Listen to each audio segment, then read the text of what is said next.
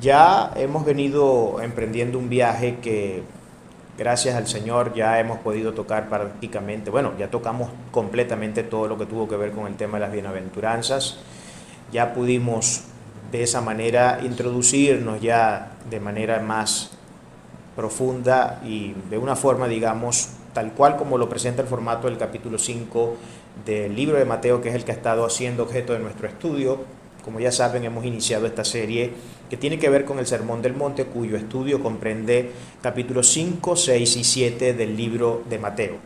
Ya terminamos las bienaventuranzas, pudimos ver enseñanzas aleccionadoras, tremendas, espectaculares dentro de esas bienaventuranzas.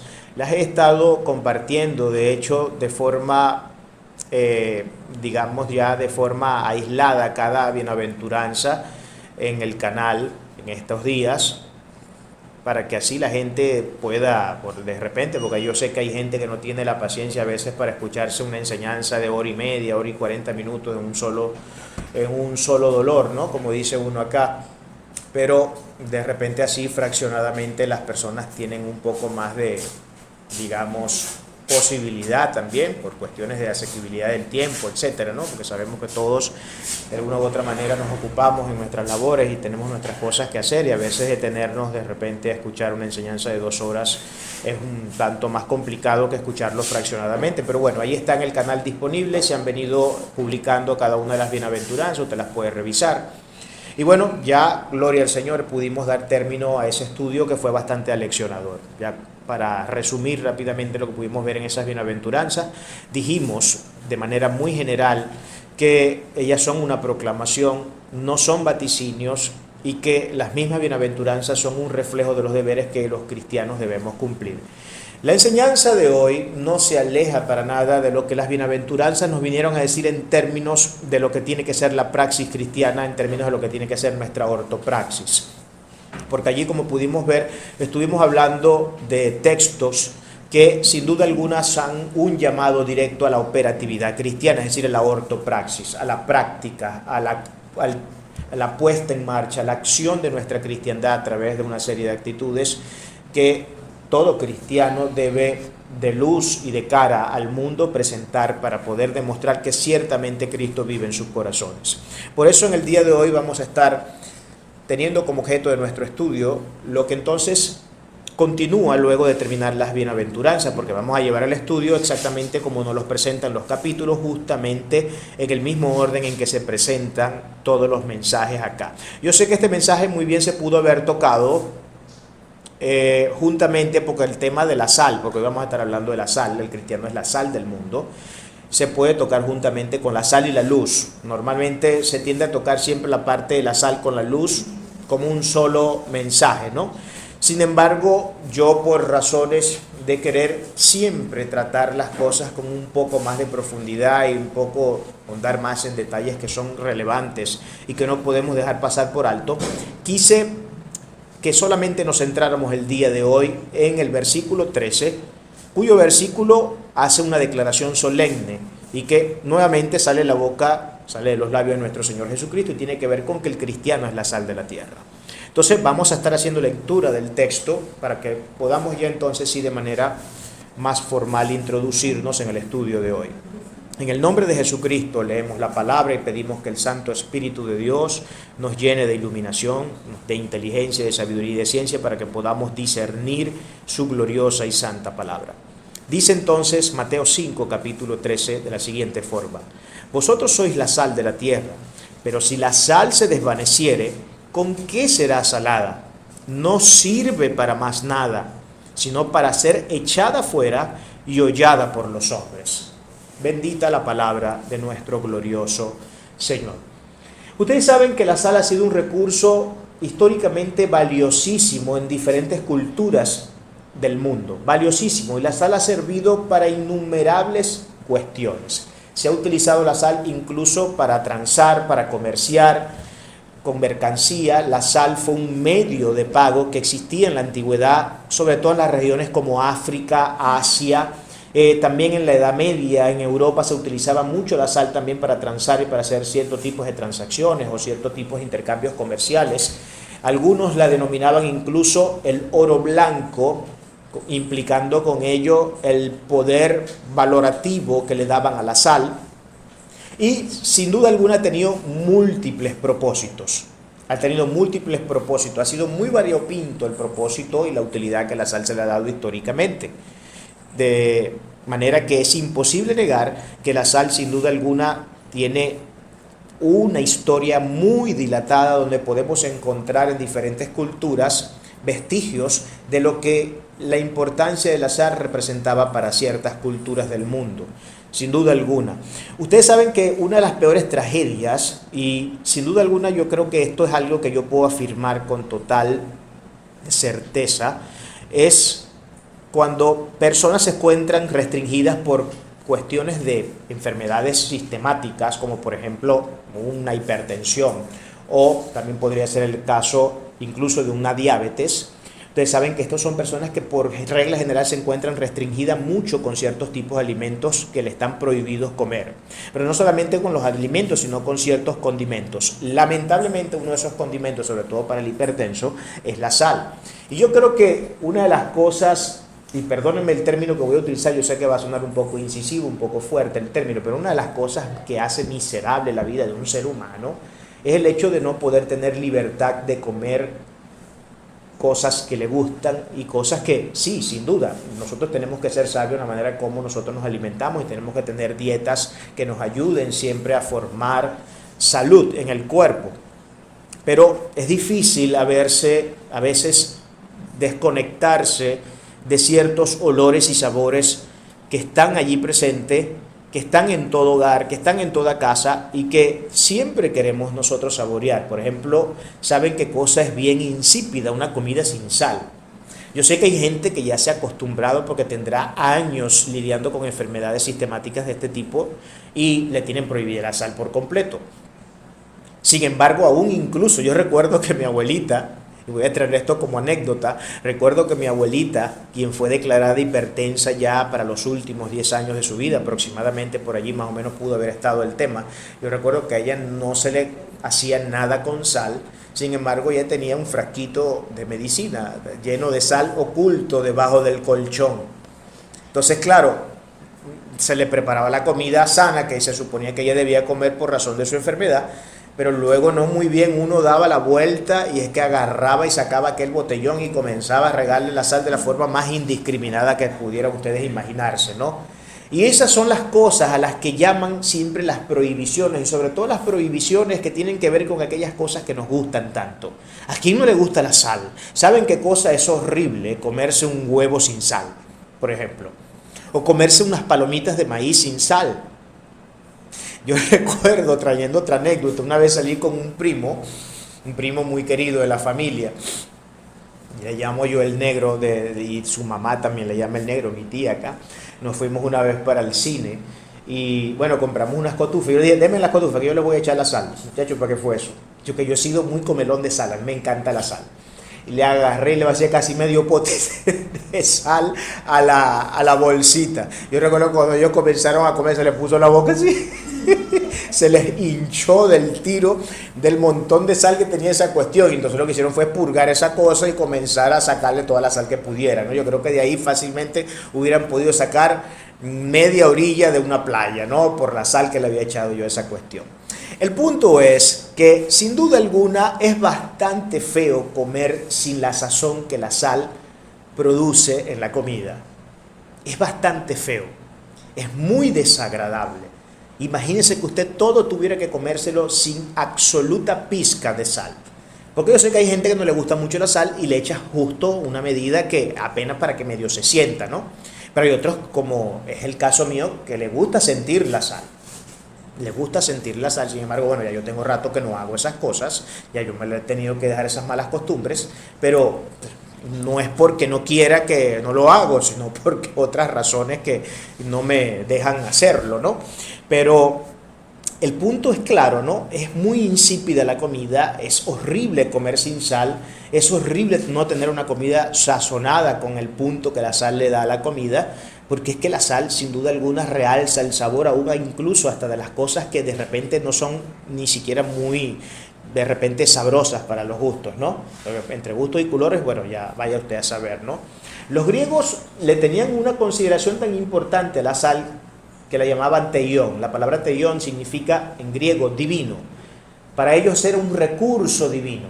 Eso era lo que decían la cultura griega, para que tengamos un poco de idea de cuál era la concepción que más o menos las culturas de los tiempos antiguos tenían acerca de la sal. En el caso de los romanos, ellos tenían una palabra, había una frase que los romanos lanzaban, cuya frase iba en total aprobación y valor a lo que la sal para ellos representaba. Ellos decían nil utilitus sole exale, que eso significa en latín, no hay nada más útil que el sol y la sal. Así decían ellos. No hay nada más útil que el sol y la sal. Esto era lo que los romanos decían, en latín, por supuesto. Y esto más o menos nos permite diagramar un poco el nivel de importancia que la sal ha representado históricamente para las diferentes culturas de la humanidad. Sin duda alguna, la sal ha tenido múltiples propósitos y sobre ello vamos a hablar un poco ya cuando entremos en el tema exegético del texto, pero ha tenido múltiples propósitos que han ido mucho más allá de simplemente sazonar, han ido mucho más allá de simplemente darle un buen toque, un buen punto, un buen sabor a la comida. Ya pudimos ver como al principio dijimos que era una forma de transar, una forma de adquirir bienes comerciales que se utilizaba. De hecho, de ahí que venga el nombre salario. Nosotros conocemos hoy, hablamos del salario, refiriéndonos al pago que nos dan mensualmente por las labores que nosotros desempeñamos en alguna empresa o en alguna institución. El término salario viene precisamente de sal, viene porque eso era uno de los medios de pago que se utilizaban en las sociedades antiguas y también incluso todavía en algunos aspectos en la Edad Media o en algunas culturas, sobre todo en Europa, se utilizaba mucho la sal todavía como medio de pago. De allí que venga entonces el tema del salario, ¿no? Todas estas son nociones históricas que bien hacemos en recordar, porque todo esto le va a dar un background que va a dar mucho interés a nuestra enseñanza y a nuestra exégesis de hoy. Vamos entrando entonces en el texto y veamos un poco lo que tiene que decirnos este texto, porque hay cosas valiosísimas acá que no podemos perder de vista. El texto dice, para volverlo a leer, dice de la siguiente forma: vosotros sois la sal de la tierra. Ahora, lo primero que Cristo está haciendo aquí es una declaración, una afirmación, ¿ok? Una afirmación que está seguida de una conjunción adversativa, que es el pero que le sigue, luego de la coma, o del punto y la coma. Vosotros sois la sal de la tierra, pero si la sal se desvaneciere, y luego hace una pregunta retórica, ¿con qué será salada? Fíjense los recursos que Cristo utilizaba en sus homilías, ¿no? Utilizaba preguntas retóricas, utilizaba afirmaciones, utilizaba declaraciones iniciales, utilizaba conjunciones adversativas para aquellas personas que creen que Cristo no utilizaba homilética y que no le prestaba atención al tema de la exégesis y la homilética y de lo que eran recursos oratorios. Todo eso lo manejaba Cristo perfectamente, solo que por supuesto, las personas que pasan por alto que estas cosas existen y que no conocen los recursos propiamente no se dan cuenta. Pero la conjunción adversativa es lo que dice, pero si la sal se desvaneciere, es decir, si deja de salar, ¿con qué será salada? Si la sal pierde su poder de salar, ¿con qué será salada entonces? Esa es la pregunta retórica que Cristo plantea de cara a este tema. Y dice entonces, no sirve para nada. Para nada. Acuérdense que la palabra nada acá representa un cuantificador negativo universal. Cuando yo digo nada, no estoy incluyendo absolutamente algo. No existe la inclusión de algo. Es un total y absoluto estado de exclusión de cualquier tipo de posibilidad. Eso es lo que me dice a mí entonces cuando estamos ante esta figura retórica. Entonces, nada es nada. No sirve para nada. Cuando la sal deja de salar, no sirve absolutamente para nada. Sino para ser echada fuera, es para lo único que sirve. Miren, para la cosa que sí sirve, dice Cristo luego, sino para ser echada fuera y hollada por los hombres. Entonces, la estructura que nosotros podemos ver que tenemos aquí es una afirmación inicial, luego tenemos una conjunción adversativa y tercer punto que tenemos acá es la advertencia que Cristo hace referencia en el texto sobre aquellos que se conviertan en sales que no salan. Eso es lo tercero que tenemos dentro del texto. Ustedes saben que curiosamente la palabra sal en el griego, que es la palabra halás, tiene que ver con prudencia. una de las acepciones que se utiliza para definir el término halas, sal, es la palabra prudencia, y eso creo que tiene un poco que decirnos, ¿no? O más bien mucho que decirnos. Vamos a ver cuáles eran los tres sentidos que estaban en la mente de la gente primitiva, de la gente del primer siglo, cuando hablaban de la sal. Porque para nosotros puede sonar un poco medio extraño el tema de sal, y ya sabemos que lógicamente Cristo está hablando aquí de forma metafórica, de forma figurada, porque está utilizando un recurso inanimado para representar un elemento animado, que es en este caso el ser humano, que además tiene alma, que es un ánima, ¿ok? Entonces aquí estamos viendo que Cristo está haciendo el recurso, entonces, en este caso, de las figuras retóricas figuradas, o de la parte figurada, también puede ser alegórica, ¿no? De la sal. Pero la sal tiene tres usos. Y esto era muy bien entendido para la mentalidad de las personas del primer siglo, por lo que la imagen que proyectaba, la imagen que imprimía este mensaje en los que escuchaban a Cristo en vivo y en directo en el momento que él estaba desarrollando el sermón, era bastante clara. A lo mejor para nosotros puede sonar un tanto difusa, o puede parecer un tanto difusa y mostrarse de manera un poco borrosa, un poco bizarra, pero sin duda alguna, para la mentalidad del primer siglo, la idea y la imagen era bastante clara. Y sobre este tema es el que vamos a estar un poco disertando. La primera cosa que seguramente podría venir a la mente de la gente cuando escuchaba algún tipo de afirmación con elementos retóricos de este tipo figurativo, lo primero que se le venía a la mente era la palabra pureza. La sal era indicativo y era un símbolo que representaba en aquellos tiempos antiguos la pureza. De hecho, el blancor y el brillo de la sal siempre fue una manifestación, o siempre fue un símbolo o un ícono de la pureza. Esto es algo que no podemos perder de vista. Los latinos decían, por ejemplo, y hablamos nuevamente de los latinos decían que la sal era la cosa más pura que existía, y que procedía de las cosas más puras que existían, a saber, el sol y el mar.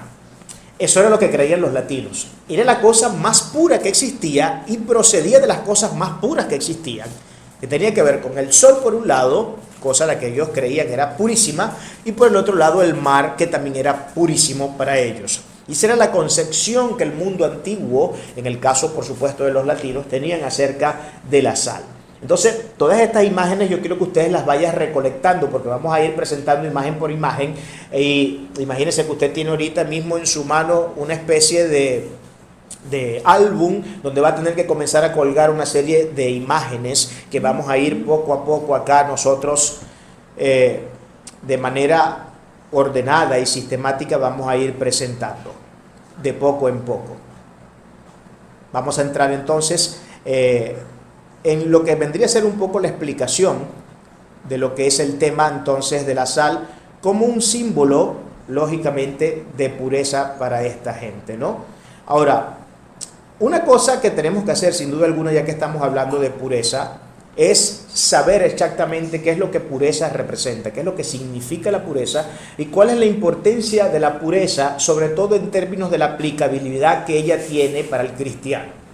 Cuando nosotros hablamos de algo puro, hablamos de algo que no está formado por aleaciones, que no tiene ningún mestizaje. De hecho, cuando estaba desarrollando este mensaje, se me vino a la mente el nombre de un artículo que debo estar escribiendo en los próximos días, muy probablemente el día de mañana. Se va a llamar Cristiano Mestizo.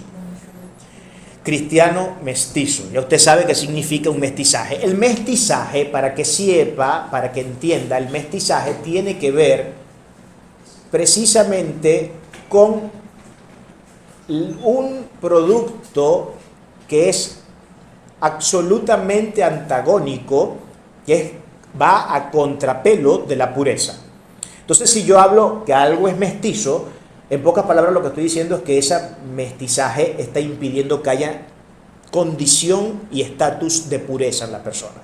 Lo decimos mucho cuando nos referimos, por ejemplo, a los perritos. Mira, ¿y este qué perrito es de raza pura o no es de raza pura? Porque no sé, o sea, yo le veo medio cara de lobo, pero a la vez tiene los colores propios del pastor alemán, pero tiene la carita de lobo. Ah, bueno, ya uno más o menos se hace la idea de que a lo mejor fue, no sé, fue mezclado un pastor alemán con un hockey siberiano, con una cosa de este tipo, ¿no? Entonces uno puede ver la impureza que hay a veces en ciertas razas de perro. Pero la impureza es algo que se logra ver por regla general de manera muy fácil. No es nada difuso, no es nada complicado saber cuando algo no está puro. Es muy fácil verlo. Cuando uno compra también una miel de abeja, de estas mieles de abejas que venden personas que se dedican a la estafa, que lo que hacen es agarrar un poco de azúcar, derretirla y tirarla ahí y echarle un poquito de miel para que medio tenga algo de sabor a miel de verdad, o por lo menos el olor, ¿no? Pero a fin de cuentas es una mezcla que está adulterada y que no tiene pureza. No es ni pura en el sentido de que sea azúcar solamente, ni tampoco es pura en el sentido de que sea miel. Entonces no hay pureza. Yo les ponía un poco el ejemplo cuando hablamos de la bienaventuranza también de la pureza, y creo que les había puesto el ejemplo del cable, ¿no? De las aleaciones que se dan, y les comenté toda aquella anécdota que tuve con Mercado Libre cuando compré un cable que supuestamente era de cobre, y cuando llega realmente una aleación entre aluminio y cobre, y eso por supuesto crea disgusto. ¿Cuál es el problema? ¿Cuál es el problema de la impureza? El problema de la impureza es que cuando uno quiere algo, por ejemplo, yo quiero miel de abeja y estoy pagando por algo que se supone debe ser legítimamente la miel de abeja, y usted sabrá que cuando uno paga por una miel de abeja legítima y 100% pura, el costo es bastante más elevado a que uno compre una miel de abeja que esté adulterada. Por favor, que esté adulterada. El costo es completamente distinto. Entonces hay que tener mucho cuidado con eso. Entonces, claro, uno se siente estafado cada vez que uno tiene que pagar una cantidad ingente de dinero por algo que de puro no tiene, bueno, si acaso el nombre, ¿no? Si acaso el nombre. ¿Cuál es el problema de las impurezas? ¿Cuál es el problema de las impurezas? Bueno, el problema de las impurezas es claro, cuando lo que yo necesito realmente es miel de abeja y no azúcar, porque es la miel de abeja, porque la miel de abeja se debe saber que es un recurso que utilizan mucho las personas para hacer ciertos tipos de remedios que son a veces muy efectivos para algunos problemas de salud. Entonces imagínense que usted está comprando la miel de abeja, que sabe que es muy buena como remedio mezclada con otros ingredientes para poder hacer algo que le resuelva en una situación determinada en su salud, y que lo que le vendieron fue azúcar. Entonces luego usted no va a ver el resultado de lo que se supone que ese remedio debería dar como consecuencia de tener la miel de abeja, sino que va a ver algo que es completamente distinto a lo que se supone que usted está esperando conseguir. Por poner solo un ejemplo de los problemas que pueden traer la impureza, por poner solo un ejemplo, porque podríamos ir a algún ejemplo un poco más trivial, como el tema de los perros. No, yo quiero un perro de raza pura, pastor alemán, pero te presentan un perro que tiene algunos vestigios de que definitivamente ahí la pureza no está presente, ¿no? Entonces eso también puede producir un problema de disgusto, hasta a veces hay personas de personas, ¿no? De repente le hacen eso a alguien y el tipo es atravesado y se le va al que es, y uno no sabe en dónde puede terminar la situación, ¿verdad que sí? Pero precisamente por el tema de la estafa, por el tema de la mentira, por el tema del engaño, porque uno quiere algo puro y uno está pagando por algo puro, y cuando uno está pagando por algo que es puro, el precio tiende a ser considerablemente más elevado de aquello que está adulterado. Entonces no es lo mismo el cable que yo compré, recuerdo que fueron 4 metros, si mal no recuerdo, 6 metros, por 4 o 5 dólares, porque era aleación de aluminio con cobre, a que el cable hubiese sido 100% cobre. Eso que eran 100% cobre valían más de 20 dólares. Pero claro, ya usted sabe que está comprando algo legítimo, algo que sin duda alguna es puro. Ahora, ¿cómo aplica esto para el cristiano? Cuando yo digo pureza espiritual, cuando yo hablo de pureza cristiana, cuando yo hablo de pureza en la ortopraxis, en la ortopatía y en la ortodoxia de nuestra fe, entiéndase por ortodoxia el mensaje, entiéndase por ortopraxis la acción propia del cristiano, la conducta, y por ortopatía los sentimientos, la parte afectiva. Cuando yo no soy puro, ¿cuáles son los reflejos? Porque es fácil evidenciar cuando una miel de abeja no es pura, es fácil evidenciar cuando un perrito no es puro. Es fácil evidenciar incluso para los borrachos. Yo en esto sí no tengo nada de experiencia porque nunca he sido un borracho. A mí nunca me ha gustado el alcohol y nunca he tomado alcohol. Pero yo escucho mucho hablar a la gente que sí es bastante experimentada en estas cosas, y no porque viva con ellas, sino porque en algún momento uno tiene una reunión familiar y se presenta algún borracho y uno escucha sus cuentos, lógicamente, ¿no? Entonces uno les escucha decir, no, que agarran y destapan una botella de ron o una botella de whisky, se meten el primer palo, y cuando lo prueban, como son personas que ya tienen sus papilas gustativas están bastante desarrolladas en referencia al objeto que es al líquido que es objeto siempre de sus gustos y disgustos, porque en este caso sería un disgusto. Entonces ellos vienen, agarran lo que se mete en el primer palo y dicen, esta cosa está pullada. Ese es el término técnico que se utiliza en términos alcologísticos o en términos alcologólogos de las personas borrachas. Esta cosa está pullada y ellos se dan cuenta rápido y eso trae problemas. De repente se devuelve el tipo para el lugar donde compró la botella de alcohol. Imagínense si ya tiene unos cuantos palos encima y encima tiene un revólver en la cintura, y eso puede terminar parando en una tragedia. Estas cosas pueden pasar. No estoy pintando películas de ciencia ficción, son cosas que de hecho han sucedido a través de la historia. Entonces, ¿cuál es el problema que subyace cuando esto nosotros lo traspolamos a la vida cristiana? ¿Cuál es la vida cristiana? ¿Qué es un cristiano puro? Un cristiano puro, nuevamente, es aquel que no tiene aleaciones. Es un cristiano que no es mestizo. ¿Cuál es el cristiano mestizo? La palabra habla del mestizaje cristiano, solo que lo presenta en otros términos, pero ese es el mestizaje. El mestizaje es el que no es ni frío ni caliente, sino que es tibio. ¿Por qué es tibio? Porque está aliada el H2O por un lado caliente con el H2O frío. Entonces se forma una sustancia líquida que no es ni fría ni caliente, sino que está en un punto medio. Y no es el punto medio que hablaba Aristóteles de la virtud. No es el punto medio de la virtud que hablaba Aristóteles. Estamos hablando de un punto medio que en este caso particular para Dios produce náuseas, porque es una actitud que para Dios es nauseabunda totalmente. Es una actitud nauseabunda. Entonces un cristiano mestizo es el cristiano que intenta ser cristiano aliado con el mundo. Entonces tiene un montón de cosas del formato y de los pensamientos y de las formas que trae del mundo, de los colores, sabores y olores del mundo, y que pese a ello quiere mantener una relación con Dios y quiere mantener un estado de cristiandad pura. Es imposible que la pureza cristiana y que la pureza espiritual se dé en el contexto de una persona que se ha aliado con el mundo. Es imposible que una persona cristiana, en el contexto de un mestizaje con el mundo, con las formas, olores y colores que el mundo promueve y que son una representación propia de Satanás y sus demonios, pueda ser puro. Ahora, si para nosotros una miel de abeja impura, pullada, como dice la gente alcohólica, es desagradable y puede llevarnos a todo tipo de problemas, imagínese, entonces, por favor, hágase la idea y trate de crear una imagen en este momento en su mente de cómo puede ser y qué puede representar y qué puede mover en el corazón de Dios cada vez que Él nos pasa revista y nos encuentra que somos cristianos aliados con el mundo, nos encuentra que somos cristianos e hijos de Él que están en una condición de mestizaje. ¿Cuál cree usted que debe ser el sentir del corazón de Dios cuando el cristiano se dedica a vivir una vida tan impura como esa? Pues son cosas que nosotros sin duda alguna tenemos que reflexionar y en las que tenemos que pensar muy seguido. Tenemos que pensar muy seguido en ello. Y trate de traer a colación, trate de remembrar, en un acto de reminiscencia, de traer esos momentos en que de repente usted ha comprado algo que se lo han vendido por puro, pero no fue más que una estafa, lo que le produjo, el problema que le produjo en todos los aspectos.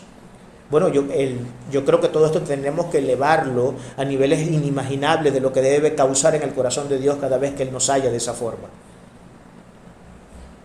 Por eso la importancia de ser puros, Ser puros entonces es un cristiano que no está aliado con el mundo, pero no solamente eso, porque si dejamos la cosa allí, estamos solamente presentando parte de la situación y no podemos presentar esta situación de manera parcial, tenemos que presentarla de manera absoluta. No significa solamente que nosotros como creyentes no tengamos aliaciones con el mundo y no tengamos un mestizaje que nos haga emparentarnos de alguna u otra forma con las formas, olores y sabores del mundo, sino que además hace un llamado a que estemos llenos de su espíritu, a que estemos llenos de su palabra, a que estemos llenos de la doctrina correcta. Porque si nosotros simplemente estamos aislados del mundo, porque mire, hay mucha gente que no tiene contacto con el mundo y no es cristiana. Los monjes allá en el Himalaya se van a esas alturas de miles de metros, metidos en esas cuevas que hay a ciertas alturas de esas montañas gigantescas, y se meten ahí y se aíslan por completo del mundo, porque ellos dicen que su pureza ritual depende precisamente de eso, y equivocados no están. Equivocados no están en ese sentido. El problema está, y más adelante lo vamos a tocar con un poco más de énfasis, en que nosotros creamos que debemos salir del mundo al mismo estilo como un monje de estos budistas sale del mundo. Porque Cristo en ningún momento nos ha dicho que nos vayamos de este mundo. De hecho, nos puso aquí y aquí estamos y aquí nos toca, nos guste o no nos guste, convivir con la gente más bella y hermosa, pero también a la vez con la gente más horripilante que pueda existir. Nos guste o no nos guste, son cosas con las que vamos a tener que lidiar todos los días de nuestra vida, porque son parte de los avatares que nos tocan afrontar como creyentes, como cristianos, son parte de los avatares, son parte de las rémoras. Pero irse a un gueto no es la actitud o no debe ser la actitud de un cristiano. No es aislarnos del mundo.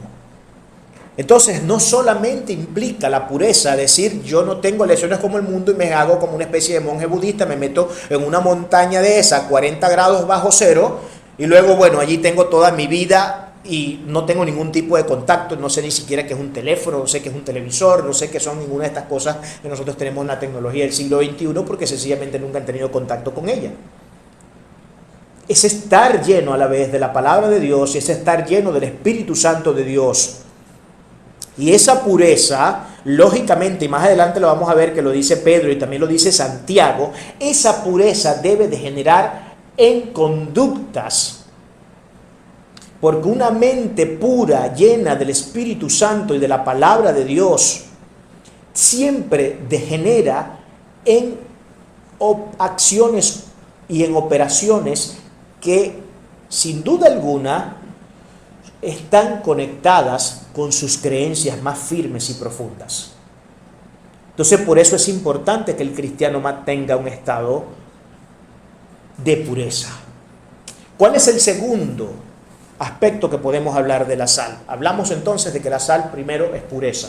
Lo segundo, la segunda utilidad que se le daba a la sal era el ser un preservante de los alimentos. La sal históricamente ha sido un conservante, sobre todo en tiempos antiguos cuando no existían refrigeradores, cuando no existían todo este montón de tecnologías que hoy tenemos para poder mantener nuestras carnes al margen de que se pudran y todo tipo de vegetales también al margen de que se pudran, los metemos para que se refrigeren y así de esa manera poder alargar su vida útil. En aquellos tiempos, bueno, la cosa no existía nada de esto y algunos tenían que ingeniárselo y una de las formas que se utilizaban de manera muy común para poder preservar, por ejemplo, sobre todo la parte de las carnes, tenía que ver con salar la comida y ese proceso de salar la comida hacía que la carne pudiera mantenerse por mucho más tiempo sin que se pudriera, sin que se infectara, sin que agarrara cualquier tipo de bacteria. Entonces era un preservante ¿de qué? De la corrupción. Era un preservante de la corrupción. ¿Saben qué decía Plutarco? Plutarco decía lo siguiente. Plutarco decía que la carne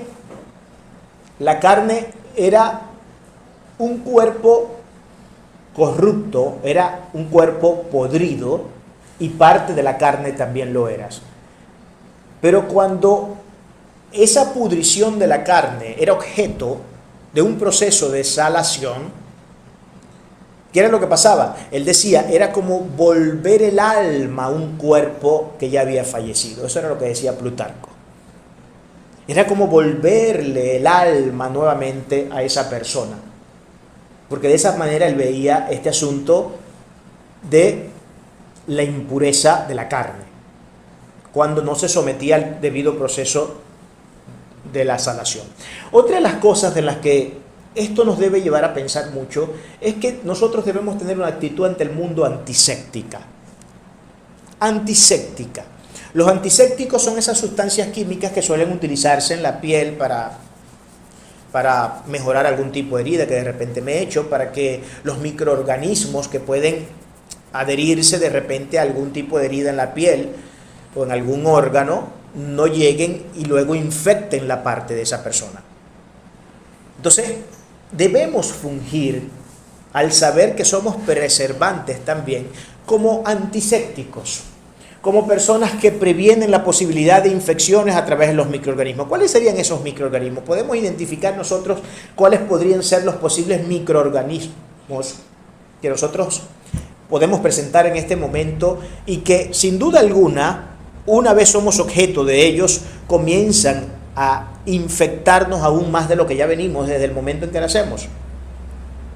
Yo creo que el peor microorganismo que existe, y estoy plenamente convencido de lo que voy a decir, es, y esto por supuesto lo estoy poniendo en términos, lo voy a poner en términos muy abstractos, porque luego esto se puede sin duda alguna explicar con muchos detalles. Pero creo que el peor antiséptico, o más bien la peor actitud en este sentido, el peor microorganismo que se puede alojar en una herida y que puede infectarla, que puede pudrirla, que puede traernos todo tipo de problemas, puede darnos gangrena y todo este tipo de situaciones, es sin duda vivir una vida al margen de nuestro Señor Jesucristo. Yo le voy a decir algo que aprendí hace muchos años, y es una de las pocas cosas que, por cierto, comparto con la persona que me enseñaba en ese momento. El pecado del mundo y la razón por la cual la gente se va al infierno no es porque es asesina, no es porque es avara, no es porque es orgullosa, no es por nada de eso. Ya vamos a ver. La principal, la razón real por la cual la gente se va al infierno es porque niegan al Señor Jesucristo. Es porque niegan al Señor Jesucristo. No es porque fue un asesino.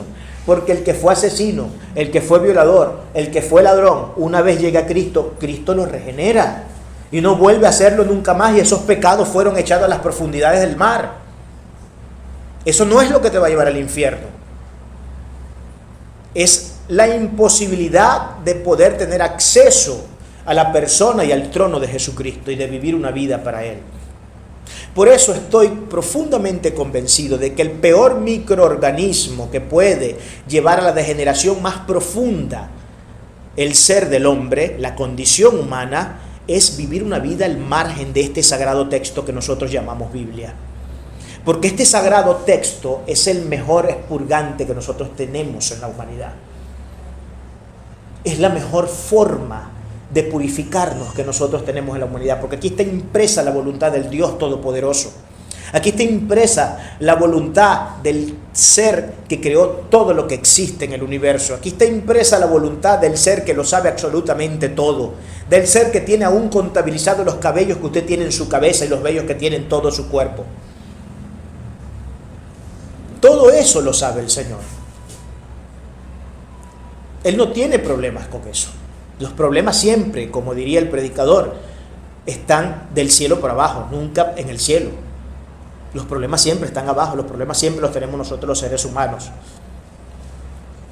Ese es el peor microorganismo. La pudrición moral, la falta de ética. Ese es el peor. Y yo quiero llevar esto hasta sus consecuencias más últimas y más desarrolladas. No se trata de tener cualquier tipo de ética o de moral, porque yo sé que hay mucha gente en el mundo que no es cristiana y que usted las ve, se conducen medianamente decente. Son gente que se conducen con cierto nivel de decencia, pero esa decencia y esa educación que ellos tienen no les va a salvar, hermanos.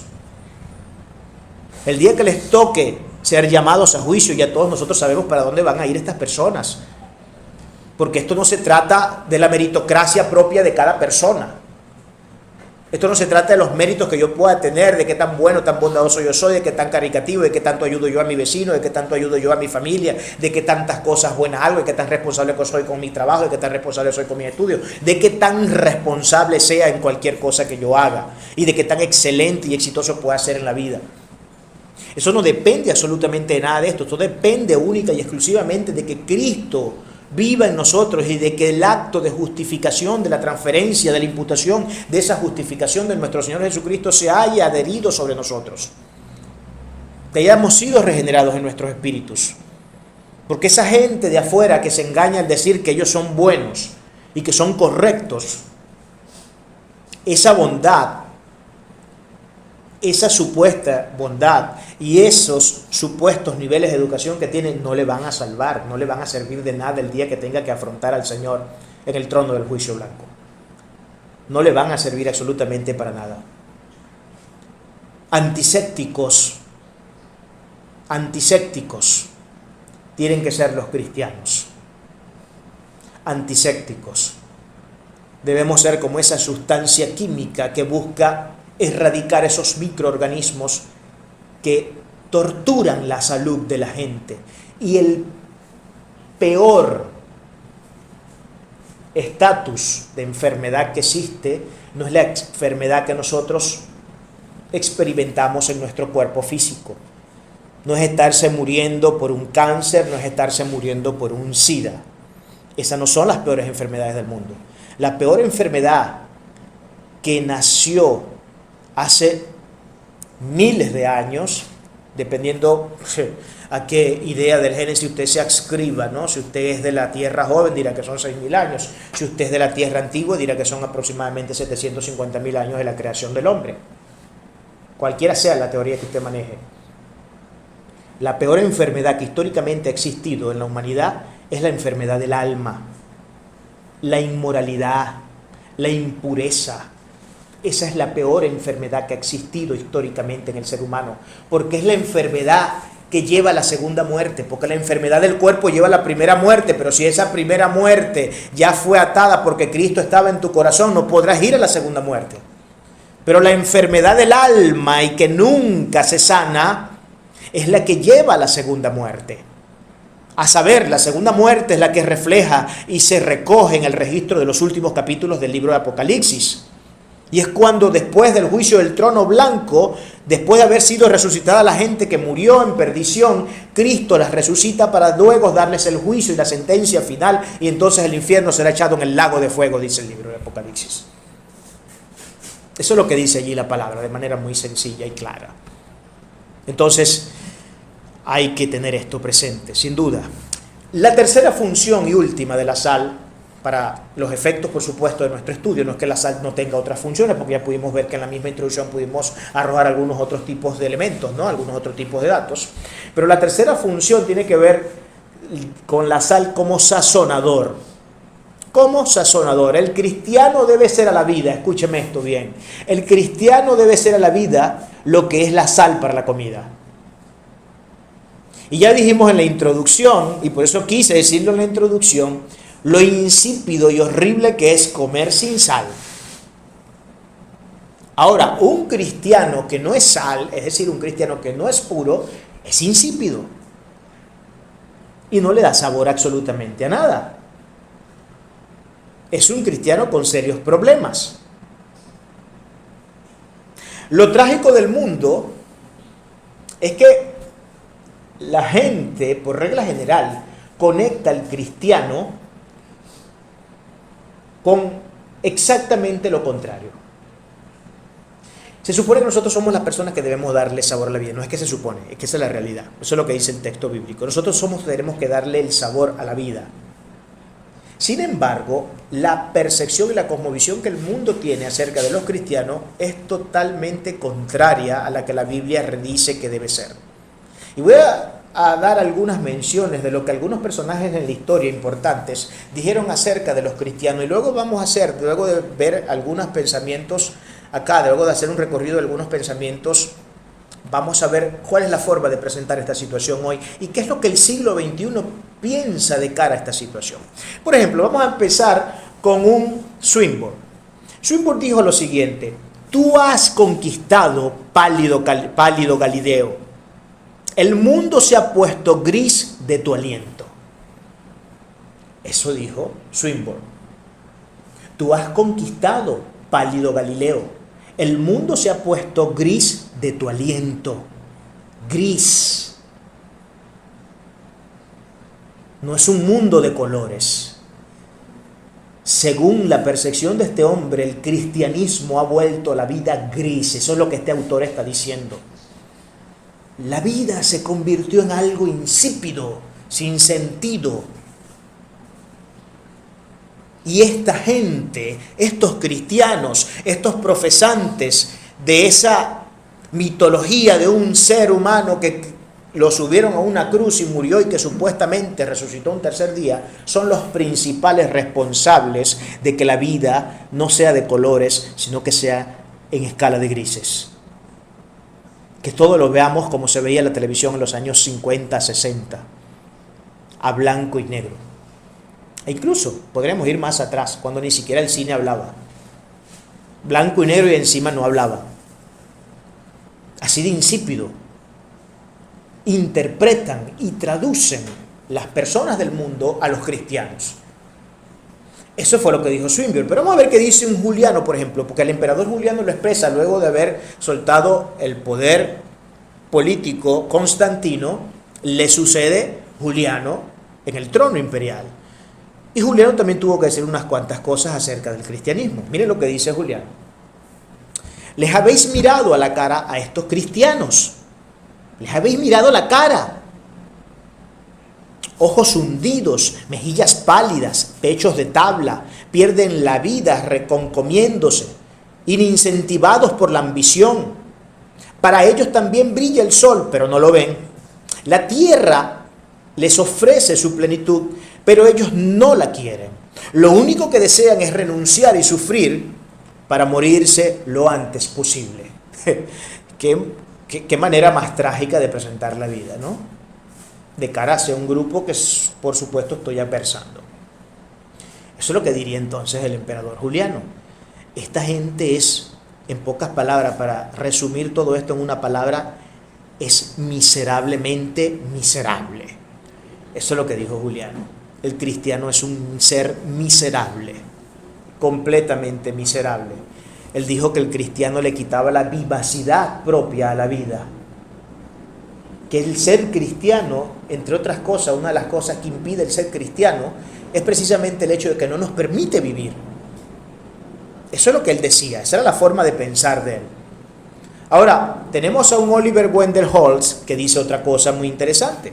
Dice, por ejemplo, yo podría haber entrado en el ministerio si algunos clérigos a los que conocía no hubieran parecido y actuado tanto como enterradores. ¿Qué les puedo decir? Miren la imagen que presenta acá Holmes. Esta gente, si a algo se parecen, es a los enterradores. Y ya usted sabrá cuán miserable debe ser la vida de un enterrador que tiene que estar lidiando con muertos y sacando palas y kilos de arena para hacer un hueco donde luego metan a un pobre cadáver. Y supongo yo que es inevitable para una persona que tiene que constantemente trabajar en ese tipo de labores el pensar en la muerte de manera bastante constante. Porque él sabrá perfectamente que algún día ya no será él quien podrá dar los palazos para sacar los kilos de arena que tiene que sacar para hacer el boquete, sino que algún día serán otras las manos que lo harán precisamente para yacer su hueco, su cuerpo en ese hueco. Y esa es precisamente la imagen que para Holmes representan los cristianos. Somos unos enterradores. Eso es lo que él pensaba. Lamentablemente. Robert Stevenson escribió en uno de sus diarios lo siguiente: hoy he estado en la iglesia y no me ha dado la depre. No me ha dado la depre. La imagen es clara, ¿no? Ser cristiano es depresivo, ¿no? Ser cristiano es, sin duda alguna, casi como una especie de síndrome, es casi como una especie de situación patológica. Es como una especie ansiedad generalizada, donde queda todo tu cuerpo somatizado y todo tu sistema nervioso está comprometido con el desprendimiento indiscriminado de la hormona del cortisol. Y tu sistema simpático está completamente desregulado. Eso es lo que son estos cristianos. Ese es el problema que tiene esta gente. Pero una pregunta que sería importante hacer en este punto, ya que venimos estudiando el pensamiento de cada uno de estos hombres. ¿Qué es lo que piensa la cristiandad de hoy, de lo que piensa el mundo de hoy sobre nosotros? Yo lo voy a decir rápido, qué es lo que piensa la gente de hoy. La imagen de hoy, en comparación con las que acabamos de ver, en comparación con ser un enterrador, en comparación con ser un miserable para quien el sol sale pero ni siquiera se da cuenta, en comparación con ser una persona que cuando entra a la iglesia simplemente se convierte en un depresivo crónico. Distinto a todo eso, la imagen que las personas tienen hoy del cristianismo, y ojo, estas imágenes no son gratuitas. Yo quiero que usted tenga presente el hecho de que las imágenes que esta gente históricamente ha tenido sobre los creyentes cristianos no son gratuitas. Ellos tienen razones para decir lo que dicen. Y eso es lo más importante, esto es lo que sin duda alguna a nosotros nos tiene que regañar la conciencia. Pero la gente de hoy lo que piensa es, yo no me meto a cristiano ni loco. ¿Pero por qué no te metes a cristiano ni loco, muchachos? Muchachos, esa es la forma más aburrida que existe de vivir la vida. Entonces, el término para el siglo XXI sería que los cristianos son una aburrición. Muchachos, tú no sabes lo que significa que yo tenga que privarme de ir a las fiestecitas que tanto me gustan. Tú no sabes lo que significa que yo tenga que privarme de acostarme con las 5 mujeres en promedio que me acuesto en la semana. Tú no sabes lo que significa para mí tener que privarme de tener que ir a mis discotecas, de tener que fumarme mi tabaquito, de tener que pasarme mi pasecito de marihuana, etc. Tú no sabes lo que representa eso para mí. Es que la vida no es vida si de hecho tú vives al margen de todas estas situaciones. Eso es lo que el mundo piensa. Yo estoy cansado de hablar con personas que hablan y piensan de esa manera. Y por eso, miren, de esta situación es que nace lamentablemente una respuesta que, lejos de haber sido una respuesta bíblica para enfrentar el asunto y resolver la situación, por el contrario, ha llevado a un nivel de degeneración aún peor de en el que hemos estado a la cristiandad. Ustedes saben que vivimos, voy a en este momento tomar prestadas las palabras de un amigo en la fe y pastor también, Jorge Isea. Jorge Isea, que dice que vivimos en la era del cristianismo sábado sensacionalizado.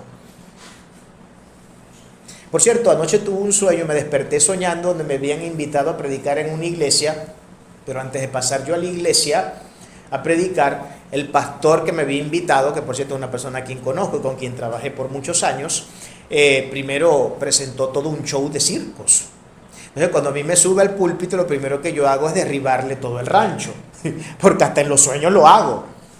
Esto no lo hago solamente acá cuando estoy despiertico, vivito y coleando. Hasta en los sueños lo hago. Y recuerdo que en el sueño tuve que tumbar el rancho y comenzar una y por una a acusar todas las cosas y los desastres y poner toda la responsabilidad sobre ese tipo de acciones del porqué y la razón de la cristiandad de hoy. Entonces, el asunto al que quiero ir es al siguiente. El cristiano, entendiendo que el mundo piensa que nosotros somos propiamente eso que acabo de decir, una aburrición, entonces comienza a idearse formas, comienza a idearse situaciones y comienza a idearse cuestiones que cuando usted comienza a revisar, no recuerdo cuál fue el teólogo que lo dijo, pero hubo un teólogo que dijo, el gran problema de la edad moderna cristiana es que en vez de los cristianos estar influenciando al mundo, el mundo está influenciando al cristianismo. Así lo resumió él en un breve aforismo. Esa fue la forma de que ese teólogo pudo, ahorita mismo se me escapa, uno lee tantas cosas, son tanta gente de esta que existe que es difícil recordar. Pero él dijo esas palabras. Ese es el gran problema del cristianismo del siglo XXI. Que el cristiano no se está metiendo para influenciar el mundo, sino que el mundo ha influenciado al cristiano. Por eso es que vivimos una sociedad cristiana sábado sensacionalizada. En una sociedad del cristianismo del show, del cristianismo del circo, del cristianismo del entretenimiento, donde no hay doctrina, y si tú le hablas de doctrina te dice, no me hable de doctrina, hermano, porque la doctrina divide. La doctrina hace que nosotros los cristianos dejemos de estar juntos, unánimes, como la palabra de hecho llama que debemos estar. Eso es lo que esta gente piensa. Entonces, de cara a tratar de enfrentar el asunto, la cristiandad de hoy se ha volcado a tomar los recursos del mundo para poderlos utilizar como especies de anclajes o como especie de, como dice Albert Müller. Albert Müller dice, tenemos que utilizar luces, colores, darles caramelitos y chupeticas y todo tipo de recursos, de cuestiones para que la gente pueda venir a la iglesia. Presentar payasos, armar tarimas con todo tipo de show para que la gente pueda ir a la iglesia. Así dice Albert Müller. Y es exactamente la respuesta que le hemos dado al mundo, buscando que eliminen esa imagen que tienen de nosotros al decir que somos gente aburrida. Es entonces, bueno, vamos entonces a mimetizarnos con el mundo y listo, nos hacemos como los camaleones se mimetizan y dependiendo de donde el camaleón se monte, el color que tenga esa cuestión, si la rama es verde, el tipo se pone verde, si la rama es azul, se pone azul, porque es un mecanismo de defensa para que los depredadores no se lo claven. Así es. Entonces el cristiano de hoy se ha mimetizado, un cristiano camaleón, ¿no? Nos mimetizamos de acuerdo a las circunstancias, nos mimetizamos de acuerdo a la situación, nos mimetizamos de acuerdo al grupo con el que en momento nos estemos relacionando. Si me estoy correlacionando con un grupo que es medio ateo y bueno, resulta que ese es el grupito mío de la universidad, bueno, cuando estoy con ellos es que ni hablo del cristianismo, porque yo sé que ellos son ateos, hasta incluso a veces le puedo seguir la corriente. ¿Qué clase de cristiano es ese, por amor de Dios? ¿Qué clase de cristiano? ¿Quién estamos engañando? Yo sí he tenido problemas con estas cosas, porque yo recuerdo cuando yo estaba cuando estaba cursando estudios de posgrado, una vez me tocó una exposición y en la exposición era inevitable tocar el tema de la moral y todo el mundo ahí había concluido, miren lo que es el mundo del siglo XXI. Que esto lo hemos tratado ya en bastantes casos y yo lo he escrito bastante a través de artículos, se los he compartido. Prácticamente el 95% de los alumnos que estaban ahí ahí había una población profesional variopinta, habían abogados, habían físicos, habían químicos, de todo tipo de cosas habían ahí. Y recuerdo que la exposición casi todos llegaron a la conclusión de que el tema moral era una cuestión relativa. Bueno, a lo que me subí yo, casualmente yo fui el último. ¿Para qué fue eso? Miren, es que Dios sabe hacer las cosas. El Señor me dio la oportunidad de escuchar todas las mamarrachadas que dijeron primero esas personas para de luego montarme a mí de último en la exposición.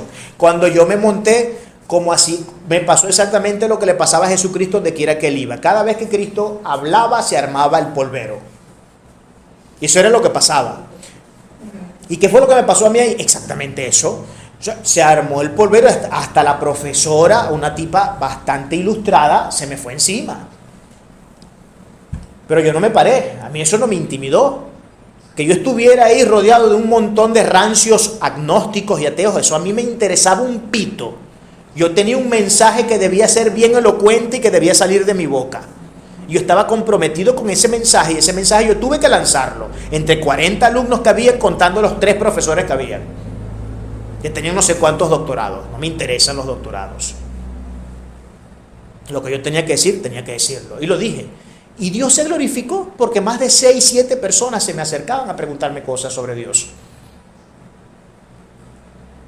Entre ellos uno de ellos que era bastante agnóstico. Y Dios hizo una obra. No sé qué será hoy de la vida de ellos, pero se sembró una semilla. Se sembró una semilla. Eso fue en el año, ¿qué? 2015. En el 2015, ya hace algo. Estamos casi a ley de 10 años de eso. Hay que ser sal. Tenemos que ser sal. El cristiano, entonces, tratando de darle una resolución a esta situación, se sábado sensacionalizó. Eso fue lo que hizo la cristiandad del siglo XXI. Como nos llaman aburridos, vamos a hacer cosas de las mismas que ellos hacen para que ya dejemos de ser un aburrido. Por ejemplo, vámonos también a las fiestas con ellos y amanezcamos con ellos. Solo que no vamos a beber, le vamos a decir que no bebemos y que no bailamos muy pegados. Bailamos pero no muy pegados, pero bailamos. Y si bebo, chico, voy a beber pero Smirnoff, porque eso sabe a chinoto. Así decía yo. Así decía yo. Y una vez intentando hacer la gracia, hace muchos años, muchacho, con una sola botellita de eso andaba yo como un trompo bailando por todo el lugar. Una cosa bien horrible, ¿no?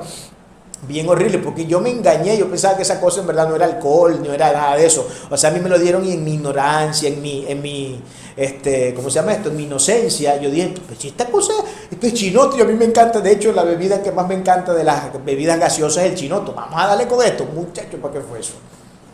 Después andaba yo como los YMCA en el haciendo todo tipo de piruetas, porque me daba feo. Menos mal que nunca fui bebedor, gloria al Señor, me rescató de eso. Vamos entonces a rescatar la segunda parte del versículo. Tiene que ver entonces con el análisis de lo que dice la conjunción adversativa. En la conjunción adversativa lo que tenemos es lo siguiente: pero si la sal se desvaneciese, ¿con qué será salada? No sirve más para nada, sino para ser echada fuera y hollada por los hombres. ¿Y qué es entonces lo que pasa si la sal se vuelve insípida? Tiene una pregunta importante de hacer. ¿Qué es lo que pasa si la sal se vuelve insípida? Bueno, el texto da una respuesta sumamente elocuente, nada ambigua, muy clara, más clara que la luz meridiana del sol a las 12 del día. Cristo lo que dice aquí es: no sirve más para nada. Eso es lo que dice. Si la sal se vuelve insípida, ya no sirve para nada. Ahora, aquí hay una situación que tenemos que tratar a nivel exegético, y es una pregunta muy importante de método que tenemos que hacernos cuando estamos enfrente a este texto. ¿Puede la sal, en términos naturales, dejar de salar? ¿Cómo es que yo de repente el potecito de sal que tengo en mi cocina un día voy a probarlo y no sabe a nada, o sabe peor todavía, azúcar? En vez de ser sal, ahora, en vez de salar, ahora endulza. O en vez de salar, ahora es como si me estuviera llevando un puñado de harina a la boca y no sabe absolutamente a nada. O de bicarbonato, quién sabe, bueno, ni siquiera bicarbonato, porque creo que el bicarbonato es medio saladito, ¿no? Ni siquiera bicarbonato. Ahora, ¿puede eso pasar? Porque esta es una pregunta con la que han tenido que lidiar muchos eruditos en la historia. Y varios de los comentaristas que tuve que consultar para poder resolver la situación tenían que presentar cuestiones que de alguna manera dieran algún tipo de explicitación que pudiera más o menos darnos una idea y crear una imagen que de alguna forma nos permitiera captar exactamente qué es lo que Cristo precisamente estaba tratando de decir en este punto. Y vamos a ver dos razones para ello. Uno de estos eruditos explica lo siguiente. Él dice que en los tiempos de la Palestina del primer siglo, la gente, por regla general, el judío por regla general, los hornos ordinarios que ellos fabricaban estaban fuera de las casas. Estos hornos se fabricaban con piedras, se construían con piedra sobre una base de azulejos. Pero en esa base de azulejos, en la parte de abajo de la base de azulejos, se ponía una gruesa capa de sal para mantener el nivel de temperatura del horno. Una vez pasado cierto tiempo, el horno mantenía su ardor, esa sal perdía su fuerza, perdía su potencia, la sal entonces caducaba. ¿Y qué era lo que hacían? Levantaban los azulejos, sacaban la sal, ¿y saben qué hacían con la sal? La tiraban para que la hollaran. La tiraban por el camino, y lógico, como la están tirando por el camino, los hombres que pasen la van a pisar. Estamos viendo la imagen, ¿no? Estamos viendo la imagen. Hay otra explicación que me gustó mucho de John MacArthur. John MacArthur dice que la sal que se recogía en los tiempos de Cristo en el Mar Muerto era una sal contaminada con yeso y otros minerales, por lo que la sal no era 100% pura. Y yo le voy a decir algo, hermano. Yo no sé si a usted le ha pasado, si usted lo ha podido en algún momento experimentar, pero yo lo he experimentado. Últimamente ya no, debe ser que se está comprando otra clase de sal. Pero hace no mucho tiempo, uno de los tipos de sales que nosotros estábamos consumiendo, yo la probaba y yo, Dios mío, pero es que esta cosa es sal. Y yo recuerdo que yo le echaba y le echaba a la comida y es que no sentía lo salado de la comida. Y tenía que echarle 2, 3 veces la cantidad que normalmente yo le echaba a la comida de sal para que pudiera sentir lo saladito de la comida, para que pudiera sazonar la comida. ¿Y por qué pasaba eso? Porque es una sal impura, hermanos. Porque la sal también puede ser objeto de adulterio. La sal también puede estar teniendo que pasar por un proceso de mestizaje. Entonces fíjense, aquí tenemos estas imágenes, ¿no? Tenemos la imagen del horno que les acabo de comentar y tenemos la imagen también de la sal que se recogía entonces en el Mar Muerto, que estaba contaminada, que no era sal pura porque estaba mezclada con otros minerales, estaba mezclada con yeso. Entonces, cuando estamos ante ese tipo de sal, ¿estamos ante qué tipo de sal? Ante una sal que no es pura. Una sal que no es pura y por tanto no es pura, esa sal no puede entonces de ninguna manera salar. Y pasará lo que me pasaba a mí, tenía que echarle 3 veces más de sal al asunto para que pudiera sentirse el nivel de sal. Porque había una impureza, estaba adulterada la sal. Sin duda alguna. ¿Cuál es la conclusión más plausible de todo esto? Porque esta es la pregunta que tenemos que hacer. La pérdida de pureza de la sal es lo que hace que la sal se vuelva insípida.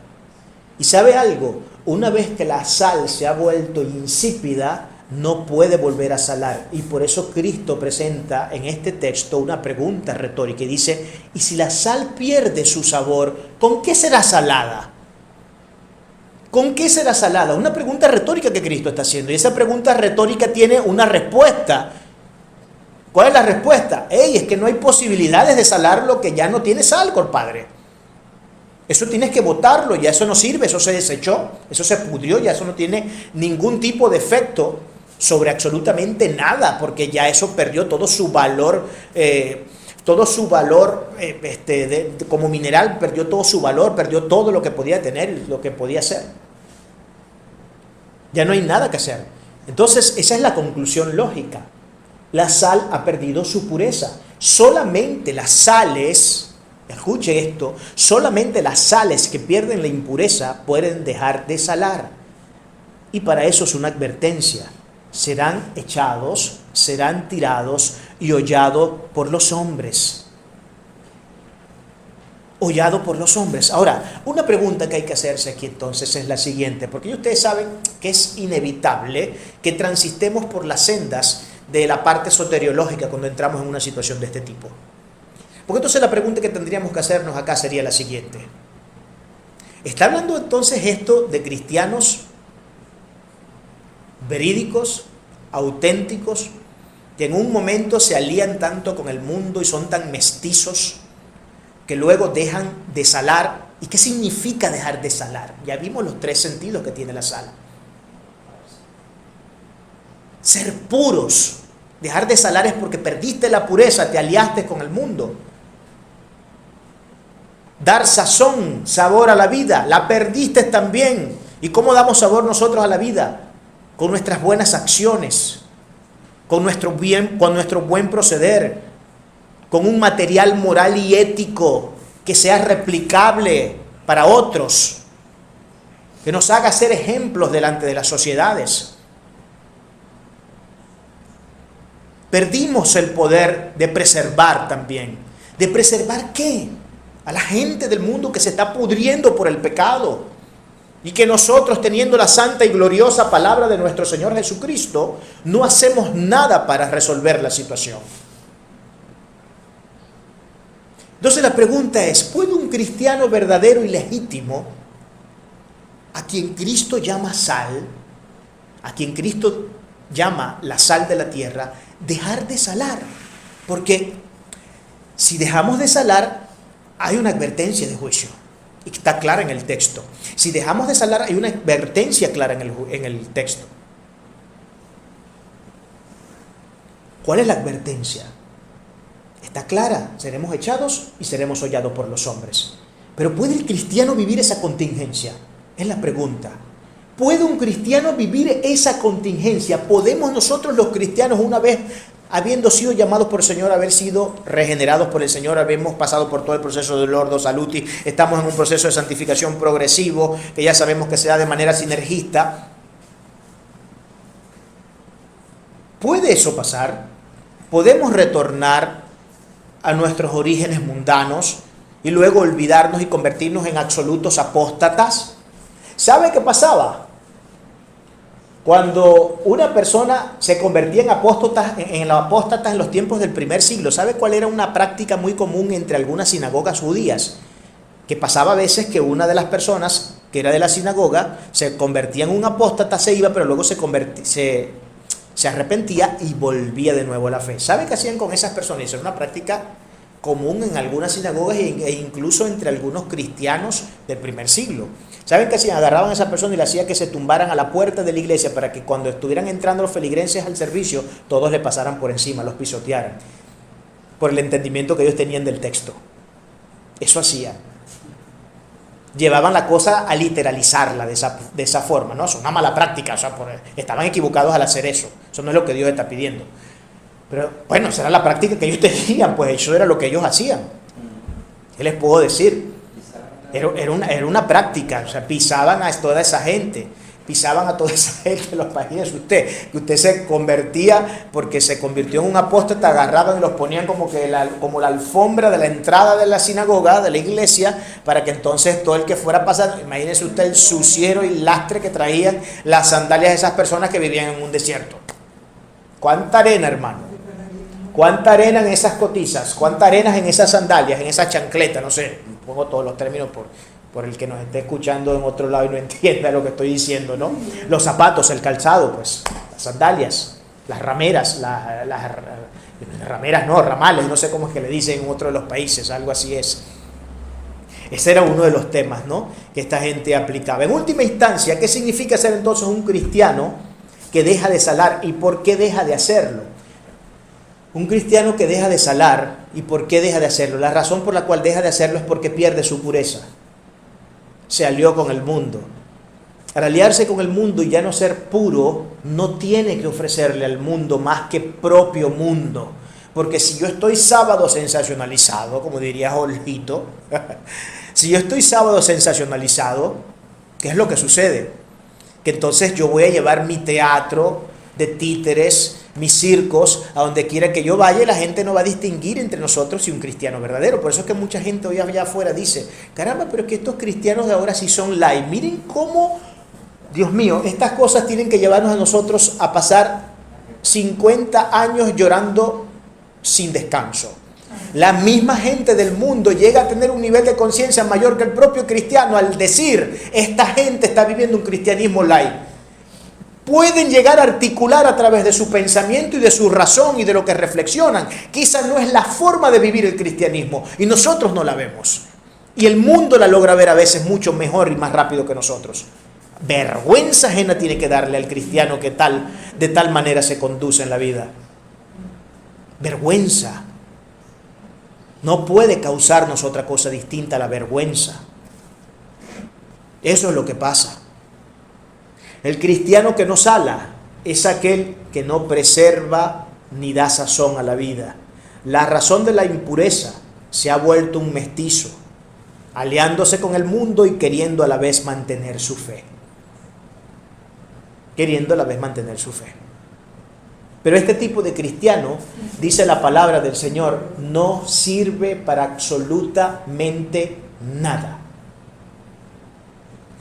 Ahora, para resolver la pregunta que dejamos abierta, ¿puede un cristiano llegar a esta condición, al punto de dejar de salar y de tener que ser echado, tirado en el camino para ser hollado por los hombres?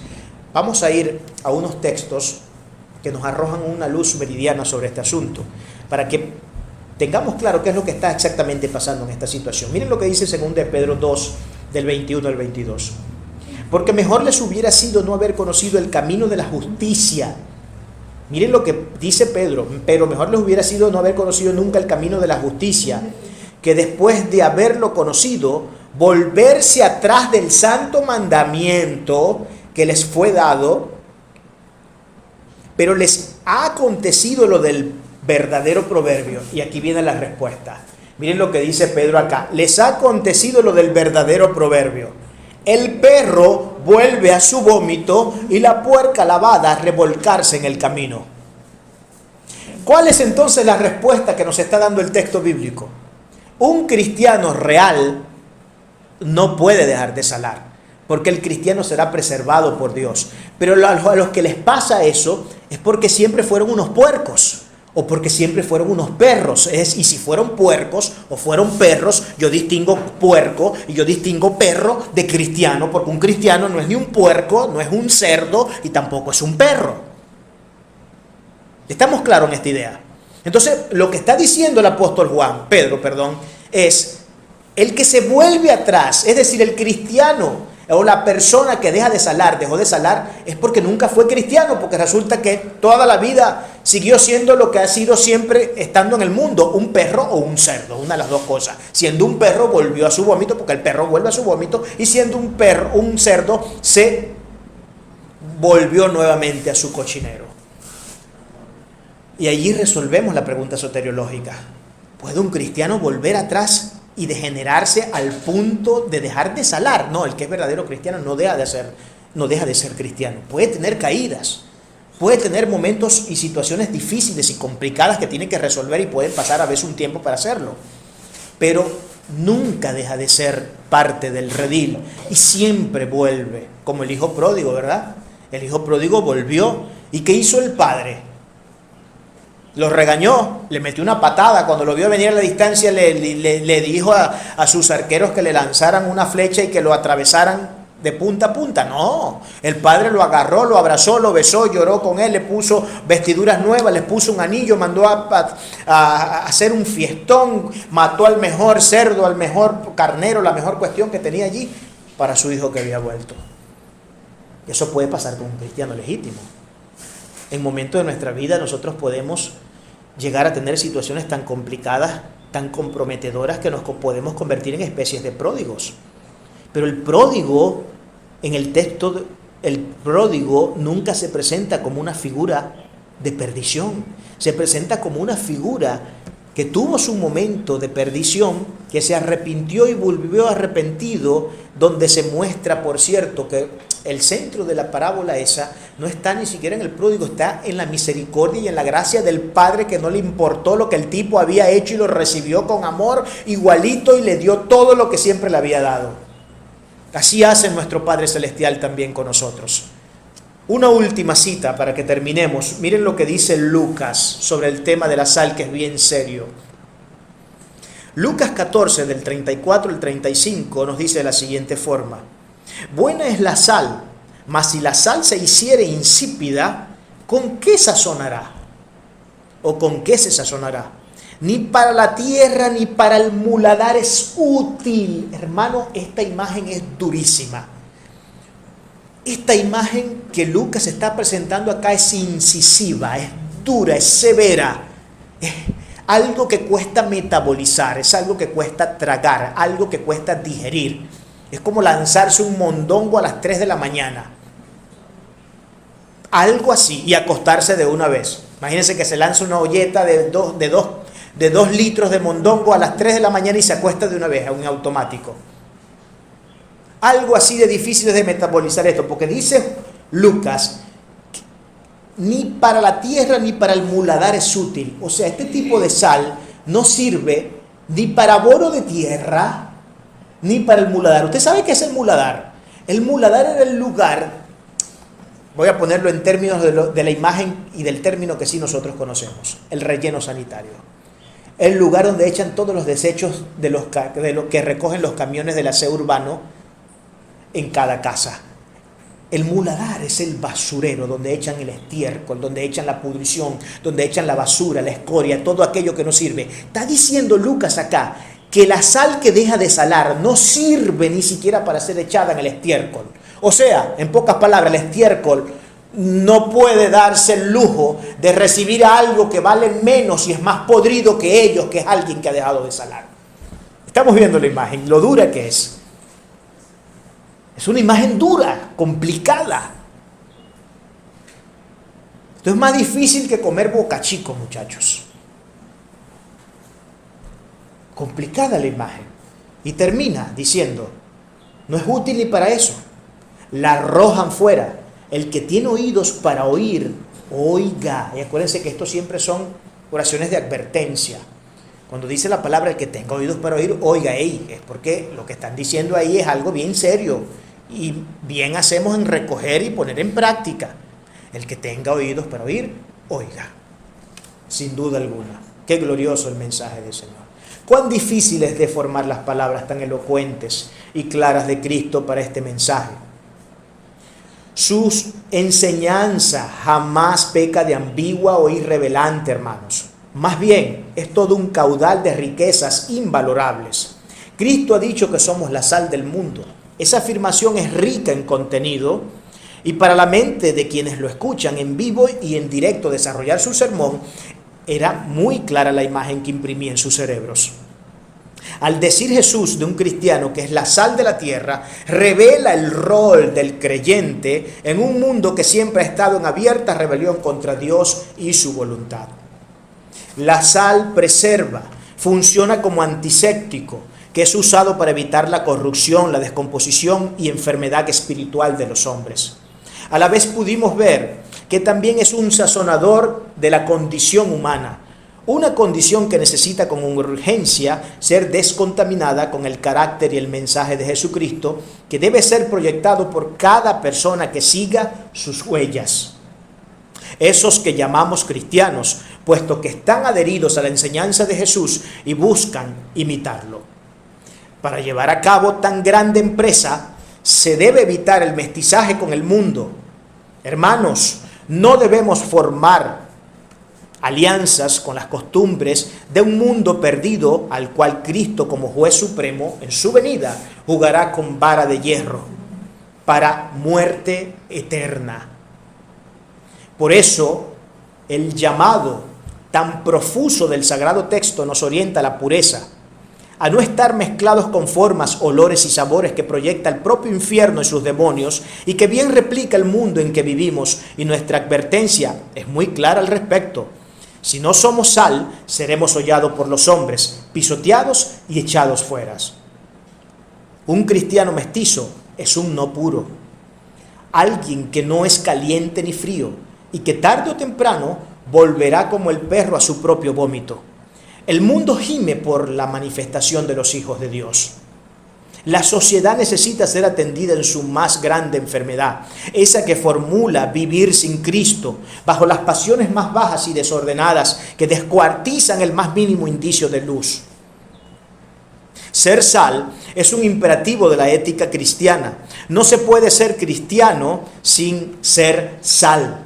No se puede ser sal sin ser cristianos. Ser cristiano implica ser sal implica ser cristianos. Seamos sal para la gloria de Cristo y para el bien nuestro y de los seres a quienes más amamos. Gloria al Señor.